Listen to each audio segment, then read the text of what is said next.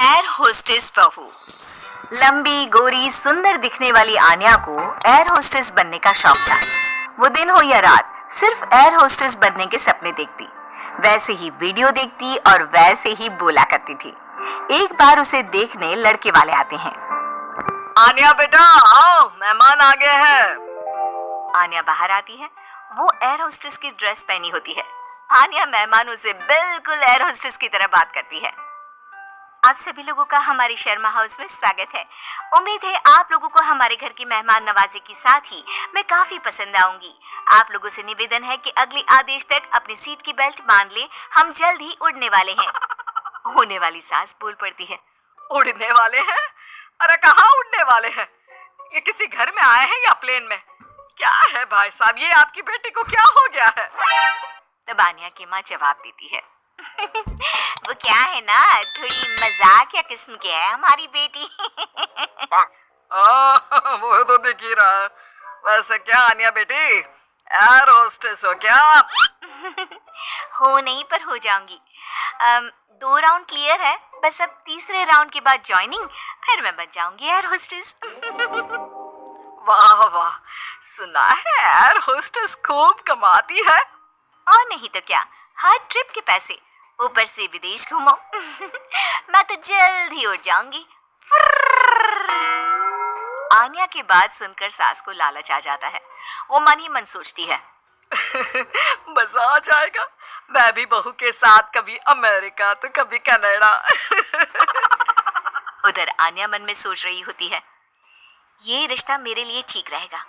चुस्त लग रही है बुढ़िया, अपना घर संभालेगी, मैं प्लेन में, ये घर में। और फिर हंसते हंसते ही आन्या के मुंह से निकल जाता है, वो क्या है ना, मुझे तो रिश्ता मंजूर है जी। अरे बेटा, तूने तो मेरे मुंह की बात छीन ली। मुझे भी तो बहू के रूप में बहुत मंजूर है। तो बताइए कब की टिकट कटनी है मेरी? अरे कोई मुझसे भी तो पूछ ले कि मुझे शादी करनी है कि नहीं। ओह माय गॉड, एक एयर होस्टेस ने शादी के लिए हाँ कर दी है, तो तुमसे क्या पूछना। खैर अब मैं चलती हूँ, नमस्कार। आन्या का एयर होस्टेस बनने वाला भूत चढ़ता ही चला जाता है। खैर विवेक की शादी आन्या से हो जाती है। शादी के बाद बहू क्या बात है, लाल सी ड्रेस में बिल्कुल परी लग रही हो। बुढ़िया तू क्या सोच रही है मैं सब जानती हूँ। ये मेरे साथ लटकना चाहती है, गंवार कहीं की।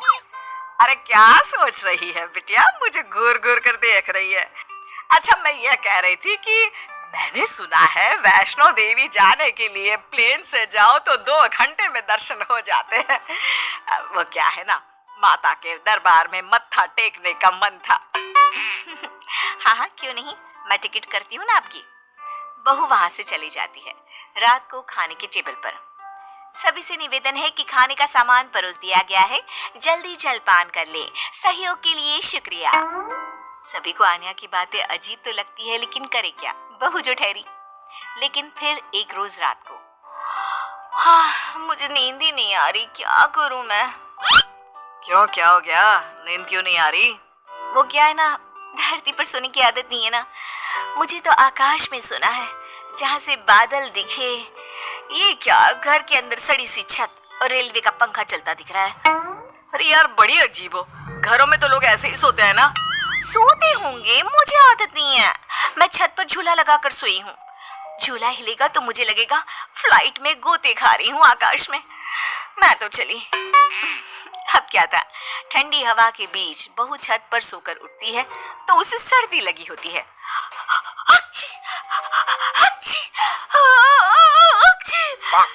अरे क्या हो गया बहू, तू तो बोल रही थी मुझे जम्मू लेकर जाएगी, तू तो पहले से ही बीमार होकर बैठ गई। मैंने तो पैकिंग भी कर ली है, अब उड़ा कर ले चल। यहाँ नाक की दही बनी हुई है और इन्हें जम्मू घूमना है। हाय रे, लगता नहीं कि ये एयर होस्टेस बहू कभी मुझे प्लेन की सैर भी कराएगी। अरे क्या हो गया माँ, काहे रोई जा रही हो? बेटा मैंने सोचा था कि बहू उड़न खटोले में लेकर मुझे घूमेगी, लेकिन इसके नखरे झेलते झेलते मैं तो थक गई हूँ। तभी बहू आ जाती है। जी, आप लोग खड़े क्यों हो? मुझे खड़े हुए लोग देखने की आदत नहीं है। कृपया अपनी अपनी सीट पर बैठ जाए और खिड़की से बाहर देखें, साथ ही सीट बेल्ट बांध ले। देखो आनिया, ये एयर होस्टेस वाली जॉब बाहर तक ठीक है, लेकिन तुम ये घर पर जो अजीब सा व्यवहार करती हो ना, ये मुझे बिल्कुल भी पसंद नहीं है। तुम क्या समझो मेरी नौकरी की कद्र? ठेले में बैठ बैठ कर बस ठेले हो गया हूँ। मैं एयर होस्टेस हूँ। पता है हवाई टिकट कितने की आती है?